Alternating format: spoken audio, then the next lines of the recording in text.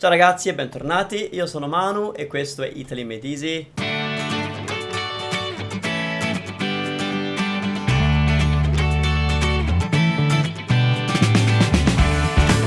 Today's video is super important.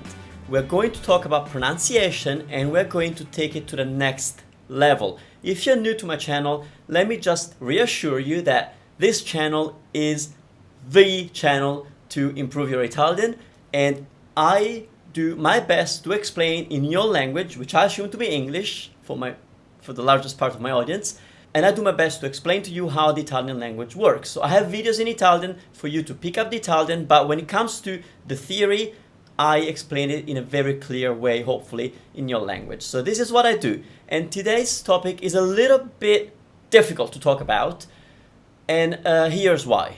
I'm going to have to attempt an incorrect pronunciation to show you what a better pronunciation would be.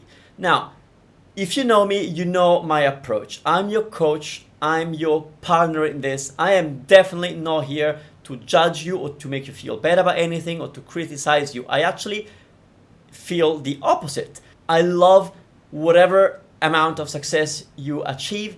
I love knowing that you've made the tiniest or the biggest improvement thanks to my help or anybody's help. My approach in today's video is for you to see what you could be improving so that you sound even better. But it's definitely not me mocking anybody's accent. So please do not comment on that, because I'm here making a very difficult video because I've checked, nobody has ever done this. And maybe that's the reason, because it feels a little bit patronizing. If you know me, you know that's not what I'm doing.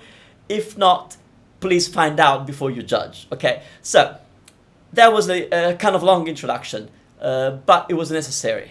So if you have an idea of why or what makes Italian sound good, you probably know. So I'm going to start very quickly from the basic level of you sounding good in Italian, and it's very simple. You have to focus on the 5 vowels. The whole Italian language sounds the way it sounds to you, which is very melodic, like a song, because of the vowels. So the Italian word for vowel is vocale, and in English to vocalize is to sing, or in Italian as well. But that's to sing, and that's why you think Italian sounds like a song. And it does. I'm not saying that it doesn't, but sometimes you might be taking this to the extreme, and that's what I'm trying to fix today. So you have to focus on pronouncing the 5 vowels in a very clear and open way, in a very consistent fashion. So those are the 5 vowels in Italian. It's A, E, I, O, U, A, E, I, O, U. You have to make sure that every time you pronounce any of these vowels, you pronounce it the same way. So, A, for example, in amare. As you can hear, the A of the first A is the same as the A of the second A, so amare.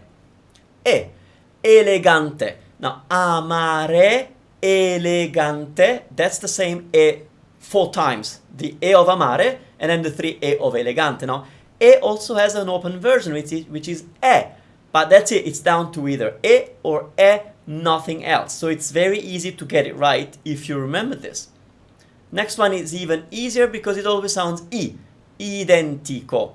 The first and the second I are the same, identico. That O of identico, that's the sound that you want for O vowel. So ovvio, ovvio. Now you might hear a difference between the first O and the second one. It's O-V-O. So O-O, there's 2 possible O's, but that's, again, it's only down to 2 possible pronunciations, and it doesn't even matter that much if you get it right, because most Italians don't get it right anyway. So, and then we end with the vowel U. U is easy. It's the hardest one for English speakers, but it's the easiest because it's not the easiest. I is the easiest, but U, it's always U. Uguale, uguale, uguale. So, as you can see, I'm making an effort to pronounce the vowels, and if you do, your pronunciation will stand out as sounding really, really good. So what's this video all about? First of all, so, for example, a word that many Italian learners of Italian mispronounce, and it's one of the most important words, it's the word for thank you, is that one. How do you pronounce it? Well, now that you know, probably you know already, but that you have to pronounce every vowel in a very clear way, then that one is grazie, grazie, grazie. It has to end with an E because it's there. So if you've been saying grazie, please stop, say grazie. Now, how about this word? You probably have this word in your language, right? So you know what it is, obviously. Well, there's an A, a U, an I, and an O. Well, it's cappuccino, cappuccino, cappuccino. Can you hear the four vowels? Cappuccino. Perfect. So, what is the problem then that I'm telling you that maybe you are exaggerating this? You are going overboard with wanting to stress the vowels. This is the most common mispronunciation that I hear from good speakers of Italian, as in good speakers, good learners of Italian. Meaning, you sound really good, but you're just exaggerating, you're just going too much with the vowels. So here's the part where, again, I'm not mocking anybody, I'm just giving you an example of what you might be doing and that you should dial it down a little bit, okay? So, if I wanted to say that tomorrow we're going to see the Colosseo, the incorrect way of somebody saying this, wanting to overemphasize the vowels, would be domani andiamo a vedere il Colosseo. Now that's me exaggerating the exaggerated version, but what's wrong with this? Well, but that's not how Italians speak. You are trying to make the melody of the Italian language come from you putting way too much emphasis on the vowels. That's not how it works. The melody is there because the vowels are there. You don't have to do anything. So a proper way of saying that sentence as an Italian native speaker or a good speaker of Italian would be to give the same weight and the same importance and the same length to all the syllables. A syllable is usually a consonant and a vowel. For example, domani has 3 syllables, domani, okay? So a good way of saying would be domani andiamo a vedere il Colosseo. Domani andiamo a vedere il Colosseo. I'm not emphasizing anything in particular. Then you might say, but that's boring. It sounds flat. Well, if I wanted to stress that tomorrow we are going, then I would put a little more emphasis on the domani. So I would say, domani andiamo a vedere il Colosseo. The rest is still the same.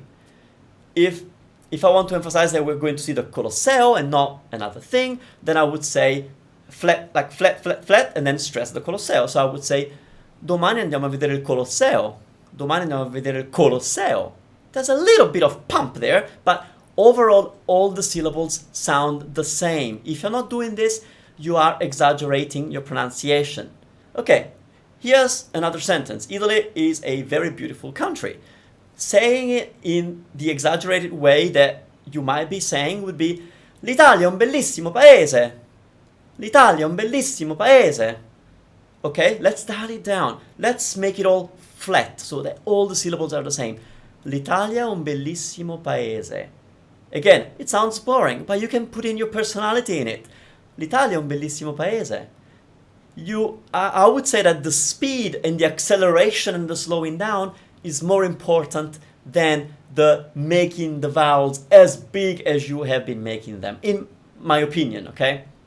I mean, not my opinion. That's actually, I speak to a lot of Italians who comment on this peculiarity of learners of Italian speaking Italian. It's that exaggeration. I don't know, maybe it comes from the American movies and how they create Italian characters, which is an exaggeration of what Italians are. I don't know. But let's dial it down, okay? So, the message for today, and I hope that this is going to really change the way you sound and the way you speak, is yes, you want to focus on open and clear vowels. Manu, you're telling us to open them and now you're telling us to not open them. No, I'm telling you to open them, meaning it's not cappuccino.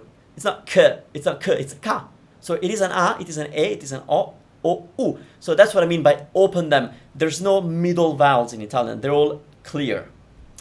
Same weight for almost all the syllables, meaning every element of the word has to have the same duration and the same speed, and the vowels are a lot shorter than you think, or that you've been making them.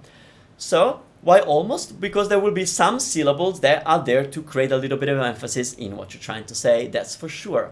So, do not overstress the vowels, and trust that the melody that you want Italian to have is already there because you are pronouncing the vowels.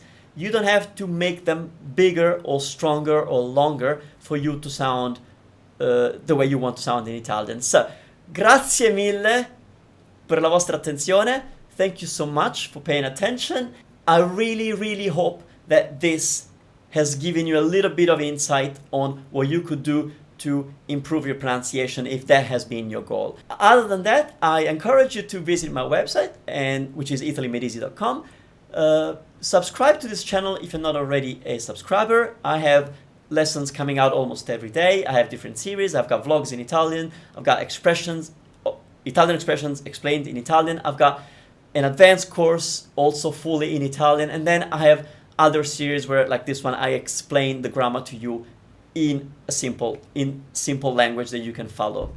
Vabbè, grazie mille ragazzi, ci vediamo alla prossima. Ciao ciao.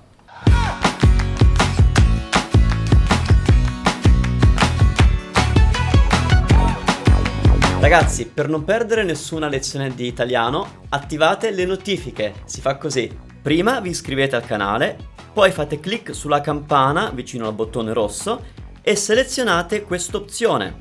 Salvate e via! Facile, no?